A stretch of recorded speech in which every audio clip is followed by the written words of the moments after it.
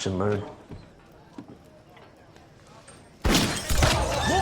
Netflix is here with a new docuseries, Wyatt Earp and the Cowboy War, and we're absolutely loving the drama. This story is quite famous because of the specific incident that took place earlier, and the shootout at OK Corral. It's partly famous because it's been mentioned repeatedly in various sources. It's a very typical example of the American Old West. The series comes in 6 episodes, portraying the whole narration of events that led up to the main big event, i.e. the shootout. Let's debunk those secrets and conflicts that led up to this historic feud. Before we get into our explanation, we have a very small request. If you like our content, please support us by subscribing to our channel. This is a small click for you, but for us it means a lot. Thank you. Let's begin.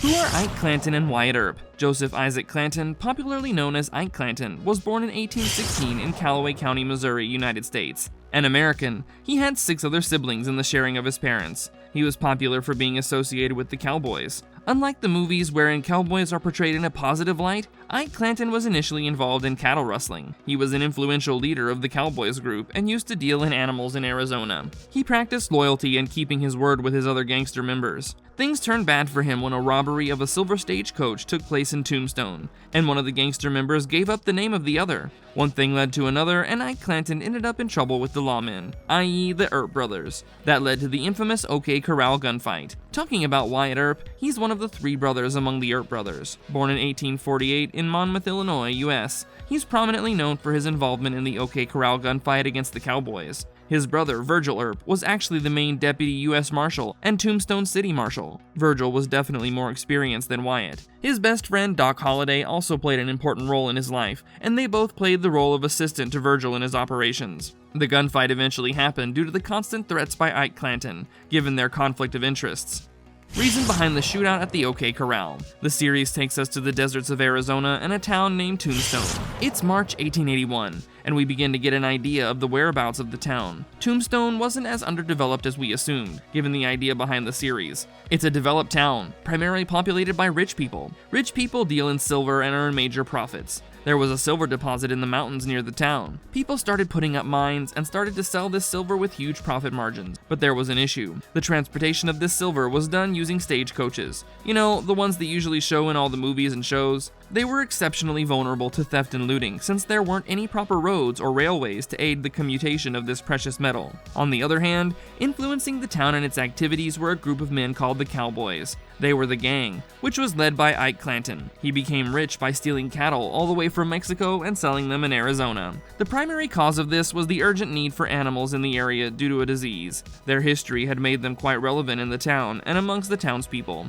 Even the sheriff and the lawmen had a silent camaraderie going on. One day, a stagecoach carrying silver as usual was being transported. The thing to note here is that the government also benefited largely from the supply of silver, which supports the inference that even lawmen are deeply involved. In that incident of theft, the driver and the guard were both killed. The government, upon hearing of the incident, decided to punish the culprits seriously and condemn such practices in the future. Johnny Behan was the county sheriff, and he was assigned this particular case. He took up Virgil Earp, his deputy, for his aid in the case. Along with Virgil, the other 2 Earp brothers were also under Sheriff Behan. They usually overlooked the matters in Tombstone. Wyatt was more active than his brother Virgil. He didn't wait a minute to start investigating the matter. The first thing he did was start investigating the location of the incident. There he found horse tracks, which further led him to a ranch. On that particular ranch, Luther King was hiding after this incident. Upon finding him, Wyatt arrested him swiftly. Upon interrogation, King submitted and gave him the name of an accomplice. His name was Billy Leonard, and he was the leader of the robbers who robbed the silver stagecoach.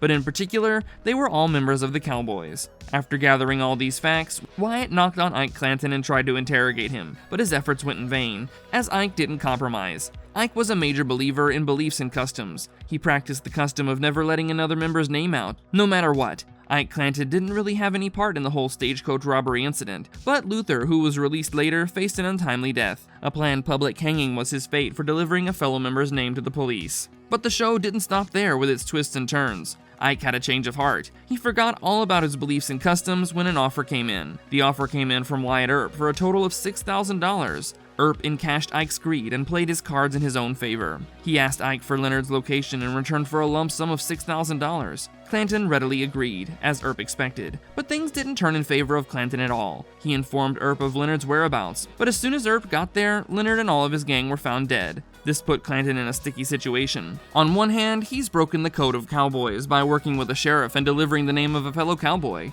On the other hand, he had his bounty pending to be received from Wyatt Earp. Earp didn't pay any heed to Clanton and refused to deliver the bounty as the purpose wasn't solved. This enraged Clanton deeply. Apart from a deathly fear of hanging over his head, he now held feelings of betrayal within himself too. He went to a bar and drank heavily that day, which ended up creating a public nuisance. Following that incident, Clanton was arrested. When Clanton was released, his anger had shot into the sky. He wanted to take revenge on Wyatt and his friend Doc Holliday badly. He changed his plans to leave the town and decided to threaten the Earp brothers. The brothers responded by meeting Clanton and having a conversation with him. They decided to visit OK Corral, but met with something entirely different. Upon their arrival, Clanton and his brothers started to fire at them. The Earp brothers responded by shooting back. The whole episode lasted less than half a minute, and Clanton faced the loss of his 3 associates. On the other side, Virgil Earp was wounded too. The incident primarily took place on October 26, 1881. Talking about the actual events, the main reason for the shootout was deemed to be the martial decision to prohibit the usage and carrying of weapons in town. To enforce this,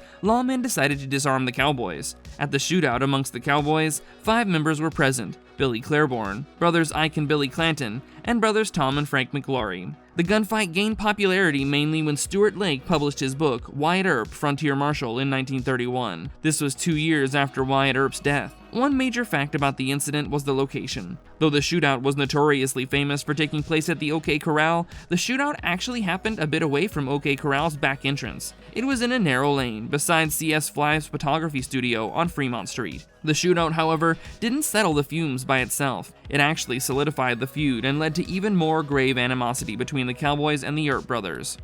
Wyatt Earp and Clanton become enemies? We are now aware of the budding friction between these two characters, Wyatt and Clanton. After the shootout, a few things happened that aggravated the situation deeply. One of the things that angered Wyatt was that Clanton dragged his brothers' bodies and put them up in public for display. He made a claim that it was Earp and his group that claimed his brothers' lives. He also declared that he and his brothers intended to leave the town peacefully when the Earps came in and shot first. The townspeople already had a liking for Clanton, and after this they developed a minor grudge against the Earps. There was no such reason found for Earps killing the cowboy members, and the whole incident was framed as a vendetta to soothe their egos. The county sheriff Johnny also kept Clanton in his good books because of his position as an elected official. Clanton and his crew played a major role in the numbers and their influence over the town. Clanton also stumbled upon a secret which he used against Wyatt mischievously. Josephine was his partner and used to live with him, but she was known for having multiple lovers and was actually indulging in an affair with Wyatt Earp. Clanton got his hands on this information and immediately fed the sheriff's ears. Johnny fumed and decided to go back to Wyatt immediately. He arrested Wyatt for murdering Clanton's brothers, and a trial followed. Earp had almost lost the case because everything was against him. The jurors were paid off by Clanton. Behan was supporting Clanton and gave testamentary evidence too. However, on the brink of a judicial decision, Earp came up with a witness.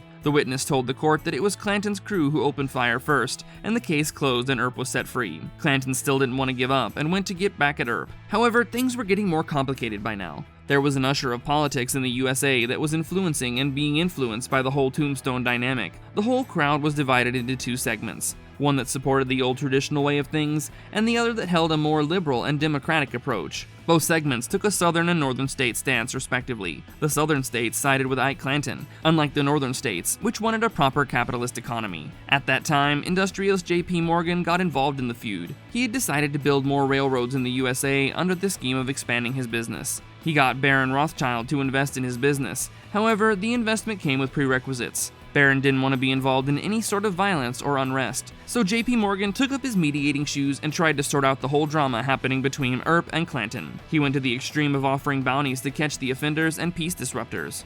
Fate of Earp and Clanton. Despite peaceful resolutions and mechanisms, Clanton managed to kill off Earp's brothers and was still vying to kill the rest of the family. Earp lost his patience at this moment and decided to venture on his own without the aid of the law. He decided to kill Clanton for good in a major event called the Earp Vendetta Ride. At this point, Wells Fargo was funding Earp's mission to locate Clanton. None of the efforts by law or J.P. Morgan helped to stop this long feud. He, Wells Fargo, and the other bankers withdrew their support for Earp. President Chester Arthur had been involved in the events for a while now. He decided to form a group called the Rangers to hunt down the Cowboys. However, Earp's vendetta ride proved fruitless, but Ike Clanton was actually killed by a bounty hunter. Meanwhile, Earp lived way longer and worked with authors and filmmakers when the films were being made. As a final outcome, the capitalist economy did win after all. Is it worth watching? The series is definitely a must-watch, as it has done justice to the majority of the pointers out there, taking a title from the past, contemplating details in depth, and presenting them with as much precision and efficiency as possible is quite applaudable. The show also gave the audience historic records and accounts to build trust. This affected the flow of the show and built in the audience the grasp and trust required to merge with the show. The directors knew what they were doing with this show. They definitely brought their vision to life. The timing, the costumes, the fashion, and the backgrounds all brought characters to such a light, almost real. Moreover, the depiction of the contrasting values and beliefs between Earp and Clanton is a constantly evolving theme. At the end of the season, we see this theme in its prime, when the structured law and order side wins, and the old traditional roofie way dies with Ike Clanton. Their portrayal was more than the superficial hero and villain trope. It forced the audience to step outside into the gray area and interpret with an open mind. Overall, the show's a great watch, with its great visuals, amazing narration and storytelling, and definitely the plot.